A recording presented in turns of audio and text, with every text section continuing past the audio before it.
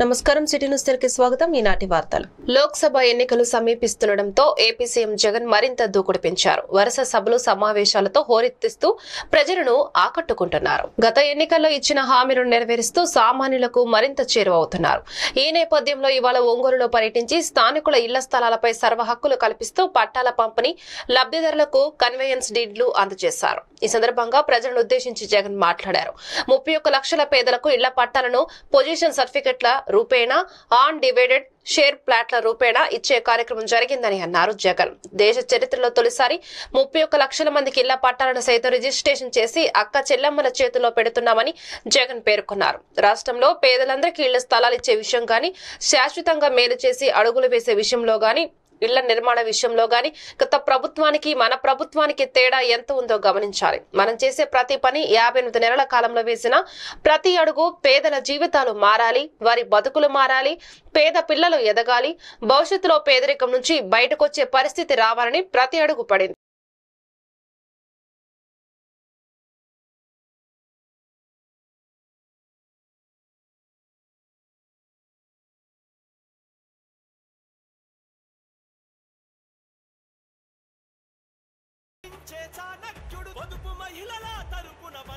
కొక్కిలిగడ్డ రోజా గారికి అందజేస్తున్నారు.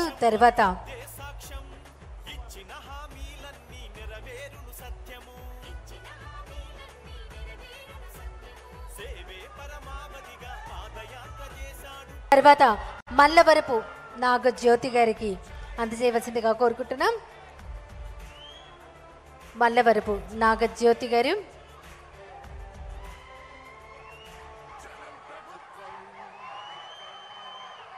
జగనన్న ప్రభుత్వం ప్రజా ప్రభుత్వం ప్రగతొకటే లక్ష్యం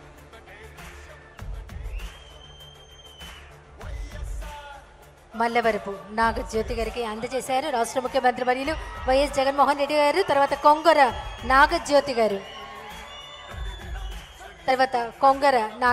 గారు. ఈరోజు పేదలందరికీ కూడా మంచి చేసే మరో మంచి కార్యక్రమం ఇవాళ ఇక్కడ నుంచి జరుగుతూ ఉంది. ఏకంగా 31 లక్షల పేదలకు ఇళ్ల పట్టాలను పొజిషన్ సర్టిఫికెట్ల రూపేణా అయితేనేమి, అన్డివైడెడ్ షేర్ ఫ్లాట్ల రూపేణా ఇచ్చే కార్యక్రమం అయితేనేమి, డి పట్టాల రూపేణా ఇచ్చే కార్యక్రమం అయితేనేమి, దేశ చరిత్రలో తొలిసారిగా ఈ రకంగా 31 లక్షల పేదలకు మంచి జరిగిస్తూ ఈరోజు ఆ పేదలకు, ఆ అక్క చెల్లెమ్మలకు ఇచ్చిన డి పట్టాలను సైతం రిజిస్ట్రేషన్ చేసి ఆ అక్క చెల్లెమ్మల చేతుల్లో పెడతా ఉండే మరో మంచి కార్యక్రమం ఈరోజు ఒంగోలు నుంచి ఇక్కడే జరుగుతూ ఉంది అని చెప్పడానికి సంతోషపడతా ఉన్నా.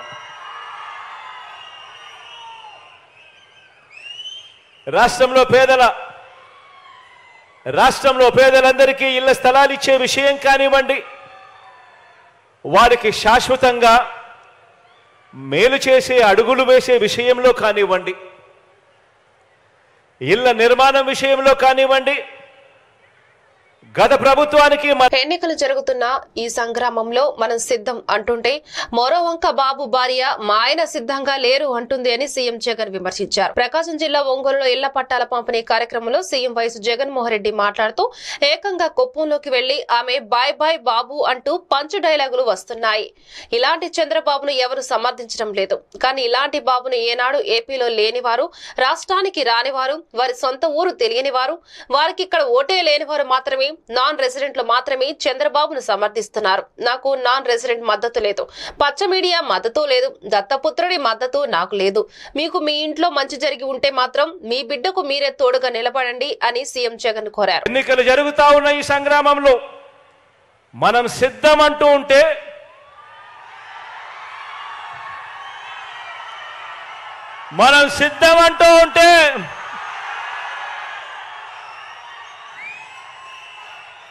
మరో వంక బాబు భార్య మా ఆయన సిద్ధంగా లేడు అంటోంది.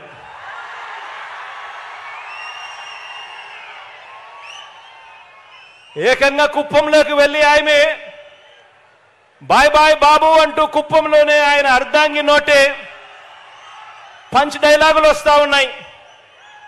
మరి ఇలాంటి ఈ బాబును ఎవరు సమర్థిస్తా ఉన్నారు అని అంటే ఆంధ్ర రాష్ట్రంలో ఉన్న ప్రజలు సమర్థించడం లేదు, చివరికి కుప్పంలో ఉన్న ప్రజలు కూడా సమర్థించని పరిస్థితి.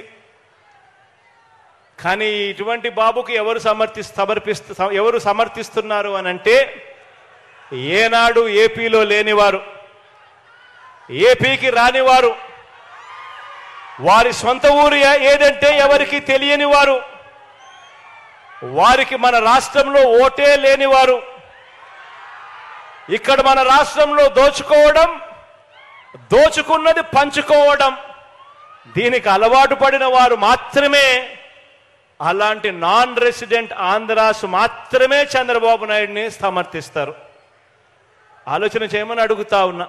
ప్రభుత్వ ఉద్యోగులకు సంబంధించిన డిమాండ్లు, ఇతర సర్వీసు అంశాలపై చర్చించేందుకు శుక్రవారం వెలకపూడి రాష్ట్ర సచివాలయంలో మంత్రుల బృందం సమావేశం జరిగింది. ఈ సమావేశంలో ప్రభుత్వ ఉద్యోగులకు సంబంధించిన వివిధ డిమాండ్లతో పాటు నూతన పీఆర్సీకి సంబంధించిన ఫిట్మెంట్, ఐఆర్ మంజూరు, గత పీఆర్సీ బకాయిలు చెల్లింపు, డిఏ, జీపీఎఫ్, ఎస్ఎల్ఎస్ బిల్లులు చెల్లింపు తదితర అంశాలపై చర్చించింది. ఈ సమావేశంలో రాష్ట్ర విద్యాశాఖ మంత్రి బొత్స సత్యనారాయణ, ప్రభుత్వ సలహాదారు సజ్జల రామకృష్ణారెడ్డి, ప్రభుత్వ సలహాదారు చంద్రశేఖర్ రెడ్డి, ప్రభుత్వ ప్రధాన కార్యదర్శి doctor KS Jawahar Reddy, services శాఖ కార్యదర్శి పోలా భాస్కర్, ఆర్థిక శాఖ ప్రత్యేక కార్యదర్శి K Adinarayana, deputy secretary Chetan తదితర అధికారులు పాల్గొన్నారు.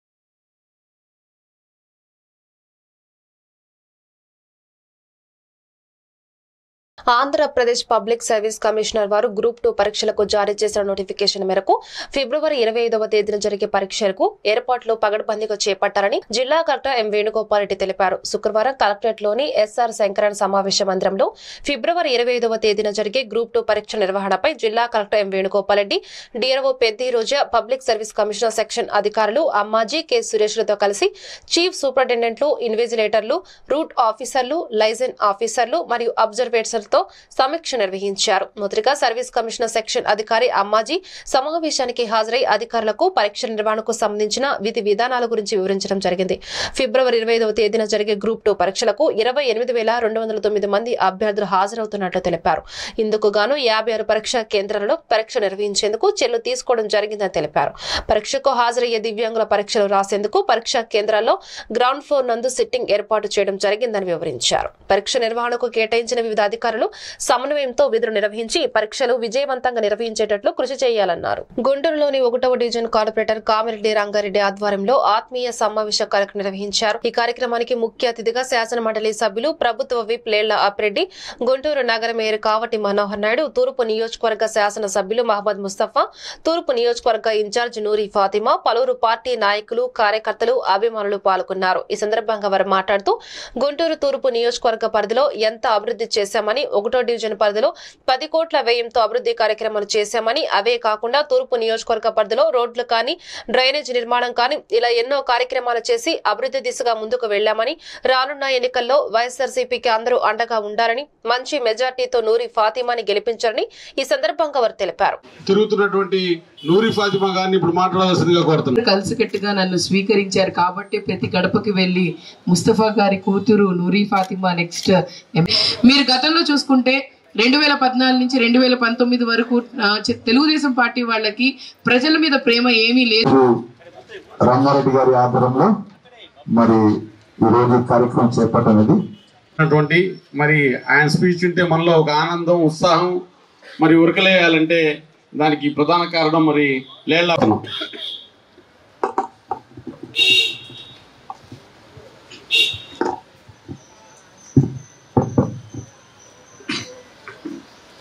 కార్యక్రమానికి భగవంతుడి ఆశీస్సులతో ఈరోజు రంగారెడ్డి కార్పొరేటర్ వార్డులో మరి కార్యకర్తల సమావేశం ఏర్పాటు చేయడం జరిగింది. దీనికి సంబంధించి మా రంగారెడ్డి గారు మరి ఇట్లా ఉన్న వార్డులో ఉన్న ఆ పెద్దవాళ్ళని పిలుచుని మాట్లాడి రేపు రాబోయే కాలంలో వైఎస్ఆర్ కాంగ్రెస్ పార్టీ ఏ విధంగా ముందుకు వెళ్ళాలి, ఎలా వెళ్ళాలి అనే ఆలోచనతో ఏర్పాటు చేయడం జరిగింది.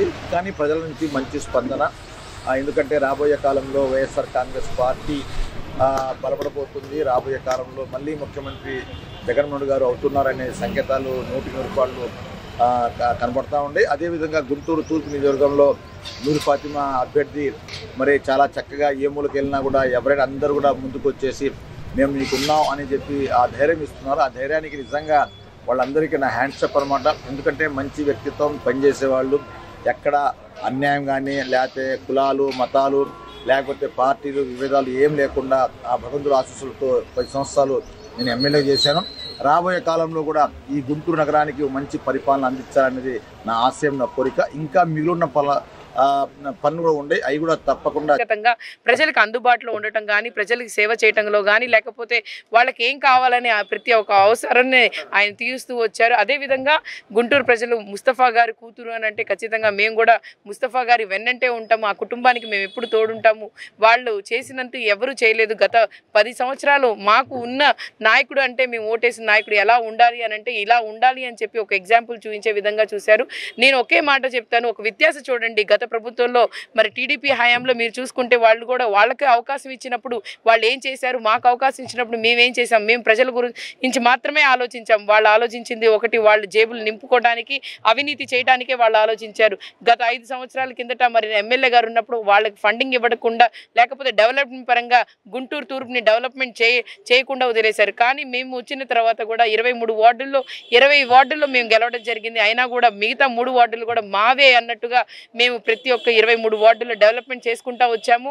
అది ప్రజల పట్ల మరి జగన్మోహన్ రెడ్డి గారికి కానీ, లేకపోతే తూర్పు నియోజకవర్గంలో ఎమ్మెల్యే ముస్తఫా 1వ వార్డు మా తూర్పు నియోజకవర్గానికి అన్నగారికి, ఎమ్మెల్యే గారికి సెంటిమెంట్ అయిన ఎస్ఎన్ఏ మూల నుంచి ఆత్మీయ వైఎస్ఆర్ కుటుంబం ఆత్మీయ కార్యకర్తల సమ్మేళనం పెట్టాము. చాలా చక్కగా జరిగింది.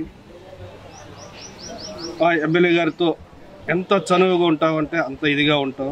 ఒక మాటలో చెప్పాలంటే ఇవాళ నేను 1వ వార్డులో ఇంతకుముందే స్టేజ్ మీద ఎమ్మెల్యే గారు వచ్చే ముందే నేను సవాల్ చేశాను. పోయిన 5 సంవత్సరాల గవర్నమెంట్లో టీడీపీ వాళ్ళు ఏదో డెవలప్ చేశాము, ఇప్పుడు చేయలేదు అంటున్నారు. 1 కోటి రూపాయలు వాళ్ళు 1వ వార్డులో డెవలప్ చేశామని చెప్పేసి తీసుకొస్తే నేను ఎక్కడైనా ఎమ్మెల్యే గారి తరఫున చర్చకు సిద్ధంగా ఉంటాను. వాళ్ళకి 1 కోటి రూపాయలు కనుక చేసామని నిరూపిస్తే నేను రాజీనామా చేసి కార్పొరేట్గా రిజైన్ చేసి వెళ్ళిపోతానని చెప్పాను. మాట మీద కట్టుబడి ఉంటాం. మా ఎమ్మెల్యే గారు ఇచ్చిన ధైర్యంతో మేము ఇవాళ ఈ గవర్నమెంట్ వచ్చిన తర్వాత 1వ వార్డులో 10 కోట్ల రూపాయలు డెవలప్మెంట్ చేశాం. ఎమ్మెల్యే గారి సహాయ సహకారాలతో 1వ వార్డులో ఎక్కడ 2 టౌన్లో లేని విధంగా అమృత్ భారత్ స్టేషన్ పథకం కింద గుంటూరు రైల్వే డివిజన్ పరిధిలో 13 స్టేషన్ల పునరాభివృద్ధికి శంకుస్థాపన మరియు 10 RUVలను ప్రధాని నరేంద్ర మోడీ వర్చువల్ విధానంలో ఫిబ్రవరి 26వ తేదీ జాతికి అంకితం చేయనున్నట్లు గుంటూరు DRM కార్యాలయంలో శుక్రవారం ఏర్పాటు చేసిన విలేకరుల సమావేశంలో తెలిపారు. ఈ కార్యక్రమం దేశవ్యాప్తంగా భారతీయ రైల్వేలు ఆధునీకరణ దిశగా అడుగులు వేస్తుందని అనడానికి నిదర్శనమని అన్నారు. మొదటి దశలో నరేంద్ర మోడీ 6 ఆగస్టు 2023న దేశవ్యాప్తంగా అమృత్ భారత్ స్టేషన్ పథకం కింద గుంటూరు డివిజన్ పరిధిలో రేపల్లె, పిడుగురాళ్ల, దోనకొండ ఉన్నాయని, ఇప్పుడు 2వ దశ ఫిబ్రవరి 26న ఆంధ్రప్రదేశ్లో మొత్తం 259.23 కోట్లతో ఎంపీ మరియు ఎమ్మెల్యే 2024 ఎన్నికల వైరల్ ప్రచారం గుంటూరు, మంగళగిరి, నంద్యాల, గిద్దలూరు, కంబం, మార్కాపురం, నరసరావుపేట, వినకొండ, సత్తెనపల్లి, నడికుడి, మాచెర్ల మరియు 28.95 కోట్లు, Kurichedu gate, Vinukonda town gate, Munumaka gate, Vemulurupadi gate, Koppuravuru gate, Kanteru gate, Dachepalli గేట్ల వద్ద రైల్వే అండర్ బ్రిడ్జిలకు పునాది వేస్తున్నట్లు తెలిపారు. ఈ కార్యక్రమాన్ని ఆయా స్టేషన్ పరిధిలో పెద్ద ఎత్తున చేపడుతున్నట్లు ఆయన తెలిపారు. ఈ కార్యక్రమంలో రైల్వే DRMలతో పాటు అధికారులు పాల్గొన్నారు.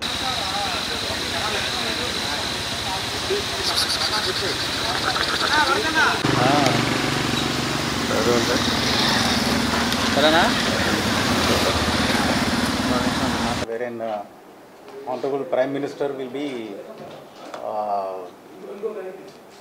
dedicating 1500 RUBs and around 500 plus stations. He will be laying the foundation stone all over the country. ఇప్పుడు ఇండియన్ రైల్వేస్ అనేది ఆధునీకరణ దిశలో మరియు నవభారత కోసం భారత ప్రభుత్వం విజన్ను సాకారం చేయడంలో వేగంగా ముందుకు సాగుతుంది. రైల్వే స్టేషన్లను వరల్డ్ క్లాస్ సంస్థలుగా తీర్చిదిద్దే పనులు దేశవ్యాప్తంగా శరవేగంగా జరుగుతున్నాయి. మొదటి దశలో ఆనరబుల్ ప్రైమ్ మినిస్టర్ గారు 6 ఆగస్టు 2023న దేశవ్యాప్తంగా అమృత్ భారత్ స్టేషన్ స్కీమ్ కింద 508 రైల్వే స్టేషన్ల అభివృద్ధికి శంకుస్థాపన చేశారు. ఇదందరికీ మీకు తెలిసిన విషయమే. ఇప్పుడు రాబోయే సెకండ్ ఫేజ్లో ఆనరబుల్ ప్రైమ్ మినిస్టర్ గారు ఈ స్కీమ్ కింద 26 ఫిబ్రవరి 2024 ఆ రోజున వీడియో లింక్ ద్వారా 500 ప్లస్ రైల్వే స్టేషన్స్ రీడెవలప్మెంట్ కొరకు శంకుస్థాపన చేస్తారు. అంతేకాకుండా దాదాపు 1500 రోడ్ అండర్ బ్రిడ్జ్లు, రోడ్ ఓవర్ బ్రిడ్జ్లను all zonal railways put together ప్రజలకు అంకితం కానీ లేకపోతే శంకుస్థాపన కానీ చేస్తారు. ఈ ఇయర్ బడ్జెట్ ఆంధ్రప్రదేశ్కు రికార్డు 9138 crores అలాట్మెంట్ చేయబడింది. అండ్ దీనిలో 40 స్టేషన్స్ను వరల్డ్ క్లాస్గా అభివృద్ధి చేసేందుకు ఆల్ ప్లాన్స్ అన్నీ కూడా రూపొందించబడింది. తెలంగాణ అండ్ ఆంధ్రప్రదేశ్ రీజియన్స్ని కవర్ చేసిన ఈ మన గుంటూరు డివిజన్లో ఆ రోజున 13 స్టేషన్స్ రీడెవలప్మెంట్కి శంకుస్థాపన చేస్తారు. ఆ 13 స్టేషన్లో ఏపీలో 11 స్టేషన్స్, తెలంగాణలో 2 స్టేషన్స్. అదే కాకుండా మన గుంటూరు డివిజన్లో 10 RUBs, ఏపీలో 8 RUBs, తెలంగాణలో 2 వాటికి శంకుస్థాపన ప్రజలకు అంకితం చేస్తారు. ఈ ABSS Amrit Bharat station redevelopment scheme ఇంతకుముందు మీడియా ఇంటరాక్షన్స్తో చెప్పినట్లు ఇది మోడర్నైజేషన్ పర్పస్కి స్టేషన్ రీడెవలప్మెంట్ కోసమని ఈ స్కీమ్ వచ్చింది. ఈ మోడర్నైజేషన్ స్కీమ్ ప్రకారము మాస్టర్ ప్లాన్ తక్కెలపాడు గ్రామంలో వెలిసి ఉన్న శ్రీ మహాలక్ష్మమ్మ అమ్మవారి 5వ వార్షికోత్సవం సందర్భంగా శుక్రవారం తొలి సంధ్య సమయంలో అమ్మవారికి తీర్థాభిషేకం, అమ్మవారికి సాయ సమర్పించుట, కుంకుమ పూజలు, హోమాలు మరియు అమ్మవారి దర్శించుటకు విచ్చేస్తున్న భక్తులకు అన్నప్రసాద కార్యక్రమం నిర్వహించారు. ఈ కార్యక్రమంలో దేవస్థాన నిర్వహణ కమిటీ సభ్యులు, భక్తులు పెద్ద ఎత్తున పాల్గొన్నారు.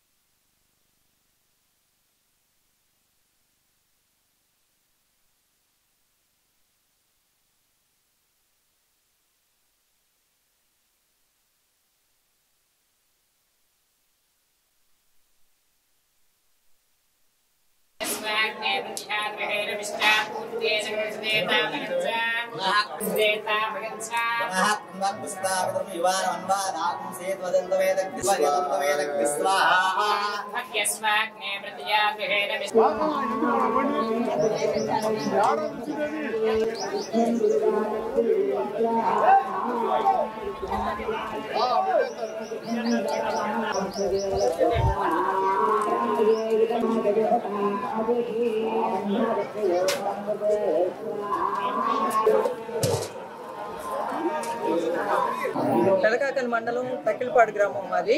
మా గ్రామంలో ఏం చేస్తున్న మోపర్తి వారి ఇలవేల్పు అంటే మోపర్తి వారి ఆడపడుచు. మాకు స్వగ్రామం అసలు రావినూతల నుంచి అమ్మవారిని ఇక్కడ తీసుకురావడం జరిగింది.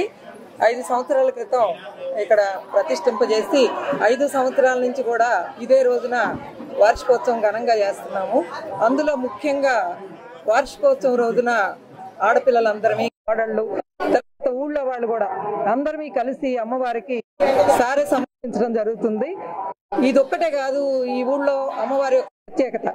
ప్రతి సంవత్సరం ఆషాఢ మాసంలో ఉత్సవాలు చేస్తాము. అంతకుముందు పూలతోటి లక్ష్మీమల్లెల పూజ చేస్తారు. తర్వాత గాజుల తోటి అమ్మవారిని అలంకరించి ప్రతి నెల ఏదో ఒక కార్యక్రమాన్ని నిర్వహిస్తారు. అట్లా అంతేకాకుండా మా తక్కిలపాడు గ్రామంలో అమ్మవారి సమక్షంలో ఈ సంవత్సరం నక్షత్ర వనం కూడా ఏర్పాటు చేయటం అయింది. ప్రతి సంవత్సరం దేదీప్యమానంగా ఈ ఉత్సవాల్లో మా తక్కిలపాడు గ్రామమే కాదు, రావినూతల నుంచి దాదాపుగా అక్కడ ఎవరైతే ఉన్నారో వాళ్ళందరూ కూడా ఇక్కడికి రావటం, ఆ చుట్టుపక్కల గ్రామాల నుంచి కూడా అందరూ వచ్చి అమ్మవారిని అభిషేకాలు చేయించుకొని యజ్ఞాలు చేయించి పూజలు చేస్తారు. ఈరోజు అన్నదాన కార్యక్రమం కూడా ఘనంగా నిర్వర్తించడం అనేది మోపర్తి వారి ప్రత్యేకతగా నేను భావిస్తున్నాను. కార్యక్రమం 5 సంవత్సరాల నుంచి చేసుకుంటున్నాము. చాలా గొప్పగా చేసుకుంటున్నాము. అన్ని అమ్మవారి గుడి మంచిది.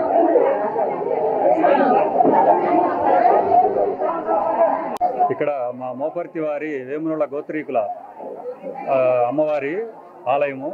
ఇది 5 సంవత్సరాలుగా ఎంతో వైభవపేతంగా జరుగుతున్నవి. అందరి భక్తుల సహకారంతో ఇక్కడ ఎంతో ఘనంగా మనం ఈ కార్యక్రమాలు జరుగుతున్నాయి. సాయంత్రం పూట అమ్మవారిని ఊరేగింపు కూడా జరుగుతుంది. కావున భక్తులు అందరూ ఆ కార్యక్రమాల్లో పాల్గొని విశేష హారతులు ఇచ్చి పాల్గొనాల్సిందిగా మనవి చేసుకుంటున్నాము. అందరూ కూడా తప్పకుండా శక్తిగల అమ్మవారు కాబట్టి ఒకసారి దర్శనం చేసుకొని వారి వారి కోరికలు నెరవేర్చుకుంటారని మనస్ఫూర్తిగా అభినందిస్తున్నాము. ఇట్లు గోత్రీకుల అమ్మవారి దేవస్థానం కమిటీ. రాష్ట్ర ప్రభుత్వం ఆసుపత్రుల్లో శిశువుల అపహరణను అరికట్టేందుకు బృహత్తర ప్రణాళికను రూపొందించిందని ఆసుపత్రి సూపరింటెండెంట్ డాక్టర్ కిరణ్ కుమార్ చెప్పారు. శుక్రవారం కాన్పుల వార్డ్ వద్ద రేడియో ఫ్రీక్వెన్సీ ఐడెంటిఫికేషన్ శిశువు కేంద్రాన్ని ఆయన ప్రారంభించారు. ఈ సందర్భంగా డాక్టర్ కిరణ్ కుమార్ మాట్లాడుతూ ఇటీవల ప్రభుత్వ ఆసుపత్రులలో శిశువుల అపహరణ జరుగుతున్న నేపథ్యంలో రాష్ట్ర ప్రభుత్వం పటిష్ట చర్యలకు పూనుకుందని చెప్పారు. ఆసుపత్రులు ఇక్కడి నుంచి శిశువుల అపహరణ చేయాలంటే దొంగలకు వణుకు పుట్టాల్సిందేనని ఆయన తెలిపారు. గత కొంతకాలంగా కాన్పుల వార్డు ప్రసూతి వార్డులలో శిశువుల అపహరణ జరుగుతున్న నేపథ్యంలో నిఘా కెమెరాలను ఏర్పాటు చేసినట్లు ఆయన చెప్పారు. అందులో భాగం ఈ వార్డులలో నిఘా కెమెరాలను ఏర్పాటు చేసినట్లు ఆయన చెప్పారు. ఈ కార్యక్రమంలో civil surgeon RMO doctor Satish Kumar, gynaecology విభాగం HOD doctor V Aruna, P Jayanti, nursing superintendent Asha Sajani, caller manager Kiran, N Jagadish పాల్గొన్నారు.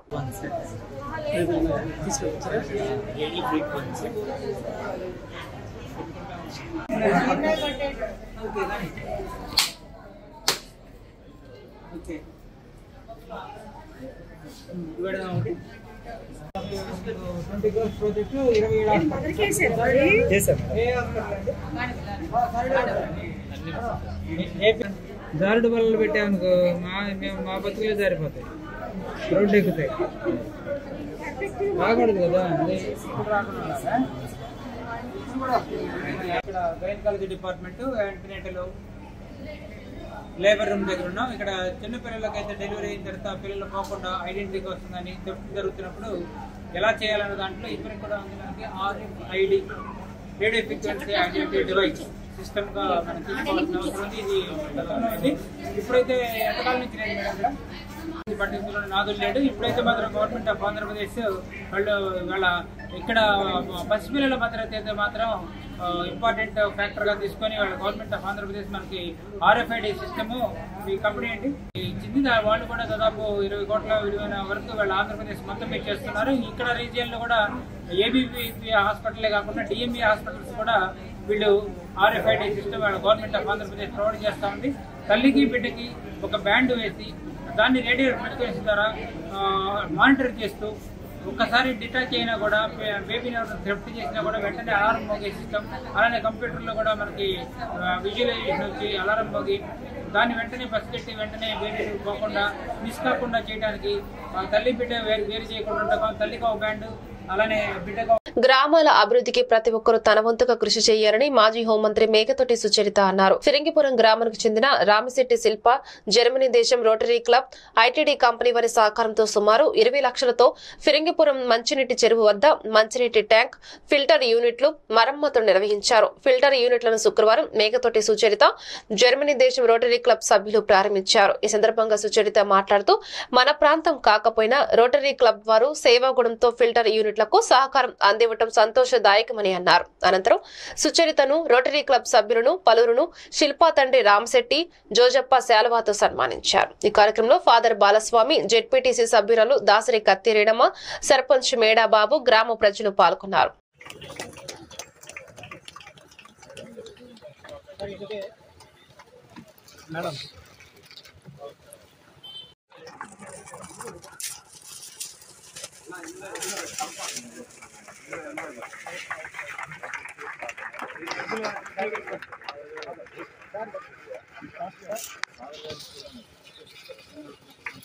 అందుకే కాస్టి చల్లార్చుకుని తాగమని చెప్పేసి చెప్తూ ఉంటారు.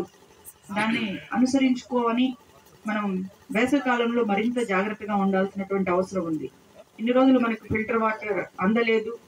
మరి ఇక్కడ మన శిల్ప వాళ్ళ కంపెనీలో ఉద్యోగం చేయడం వల్ల ఈరోజు మనకు వీరు దాతృత్వ గుణంతో మనకి గొప్ప అవకాశం కల్పించారు.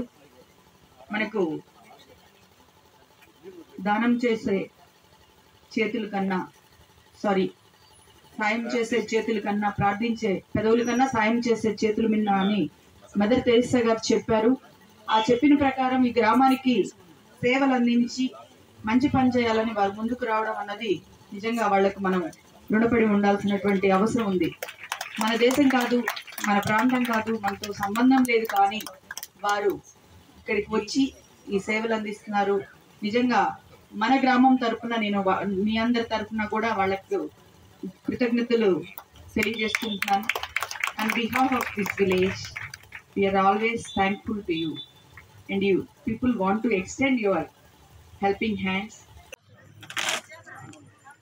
ఫిరంగిపురం గ్రామం మా నాన్నగారు పుట్టు పెరిగిన ఊరు. మా తాతలు ఇక్కడ ఎన్నో చేశారు. మా నాన్నగారు రిటైర్ అయ్యాక ఇక్కడ వచ్చి స్థిరపడ్డారు. అయితే వచ్చిన తర్వాత ఇక్కడ నీరు ప్రాబ్లం ఉందని తెలిసింది. ఆయన వేరే వాళ్ళ గురించి ఆలోచించే వ్యక్తి. అందుకని ఈ జనం కోసం, ఈ ఊరి కోసం ఏదో ఒకటి చెయ్యాలమ్మా అని చెప్పారు.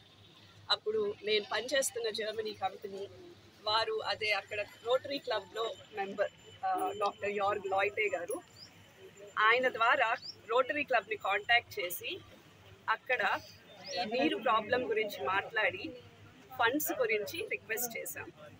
2 ఫిల్టర్ బెడ్స్కి అంచనా 15 లక్షలు వేశారు. అప్పుడు ఒక ఫిల్టర్ బెడ్కి 7.5 లక్షలు ఆయన ద్వారా రోటరీ క్లబ్ నుంచి మనకి లభించింది.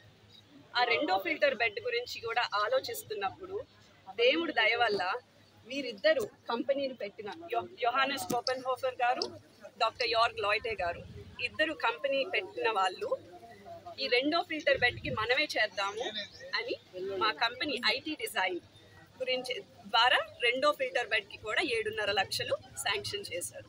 15 లక్షలు వారంలో వచ్చేసినవి పని మొదలు పెట్టారు. పని మొదలు పెట్టాక ఇంకా 5 లక్షలు ఎక్స్ట్రా అవుతాయని అనుకున్నాము. తేలింది ఆ శాండ్